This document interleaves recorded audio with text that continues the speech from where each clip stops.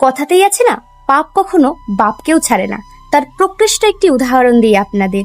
শ্রীমদ্ ভগবদ গীতাতে স্বয়ং ভগবান শ্রীকৃষ্ণ নিজেই বলেছেন, তুমি যে বীজ রোপণ করবে ঠিক সেই বীজেরই ফসল তোমাকেই একদিন নিতে হবে।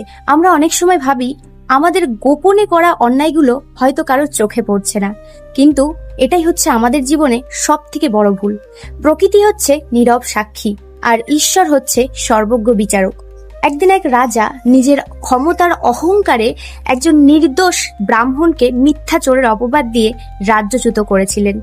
এর ফলে সেই ব্রাহ্মণ ও তার পরিবারের অত্যন্ত দুঃখের দিন নেমে আসে। তাদের চোখ দিয়ে অশ্রু নির্গত হয়। সেই সময় রাজা ভেবেছিলেন, আমার তো অনেক ক্ষমতা, তাই আমাকে কেউ কখনো প্রশ্ন করার জন্য নেই, আমি যা খুশি তাই করতে পারি। আর ঠিক এরপরে ধীরে ধীরে যখন সময় কেটে গেল, একটা সময় পর রাজার পুত্র, একমাত্র পুত্র বড় হয়ে উঠল। কিন্তু প্রকৃতির এমনই হিসেব, সেই রাজার একমাত্র পুত্রের দুরারোগ্য ব্যাধি হলো, যা কোনো ডাক্তার বৈদ্যই সারাতে পারল না। একটা সময় পর সেই রাজা হতাশাগ্রস্ত হয়ে বনের মধ্যে এক মুনির কাছে গিয়ে পৌঁছালেন। মুনি তখন বললেন, মহারাজ, অন্যায়ের ফল কখনো বিনষ্ট হয় না।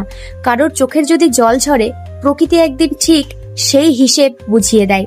মহারাজ তখন স্তব্ধ হয়ে গেল মুনির কথা শুনে, কারণ মহারাজের তখন মনে পড়ে গেল সেই ব্রাহ্মণের কথা, যার চোখের জল সেদিন তিনি উপেক্ষা করেছিল তারই ক্ষমতার অহংকারে। তিনি খুব ভালো করেই বুঝতে পারলেন, অন্যায়ের বিচার দেরিতে হলেও নিঃশব্দে, নীরবে, নিখুঁতভাবে সেই অন্যায়ের ফল অবশ্যই ফিরে আসে। তো এই গল্পটি থেকে আমরা যে শিক্ষাটি পাই, লোকচক্ষুর আড়ালে করা অন্যায়, অবিচার সমস্ত কিছুই কিন্তু পরমেশ্বরের দৃষ্টিগোচর নয়। আমরা যারা ভেবে থাকি লোকচক্ষুর আড়ালে করা অন্যায়, অপরাধের শাস্তি আমাদের আলাদা করে আর পেতে হবে না, বা সেই শাস্তি আমাদের ভোগ করতে হবে না, তাহলে এটাই হচ্ছে সব থেকে বড় মূর্খামি। তাই আমাদের এই বিষয়টি প্রত্যেকের মাথায় রাখা উচিত। অধর্ম ক্ষণিকের জন্য শক্তিশালী হলেও ধর্মেরই কিন্তু শেষ পর্যন্ত জয় হয়। আজ থেকে আমরা সর্বদাই চেষ্টা করব সঠিক এবং সৎ পথে চলার। হরে কৃষ্ণ, হরি বল।